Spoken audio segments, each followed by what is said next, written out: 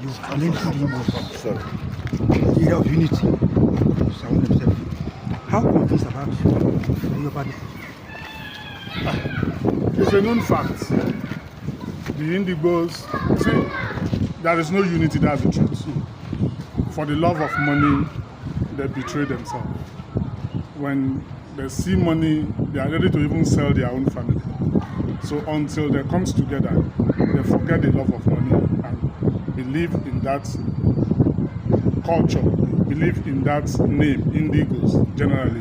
And if they can come together, there is a proverb in Yoruba land that says, that means when you see a snake, if they work together, it is very difficult for a man to go and attack them. But when they work separately, it is easier to cut off their head. So when they work together in unity, they will achieve purpose. Okay, sir. As a follow-up, what is your suggestion on how to live harmoniously in Lagos or every Yoruba land between the Igbos, the visitors, I just said and the hosts? Forget the love of money. Believe in that struggle. Believe in your people, that my people will need to be liberated.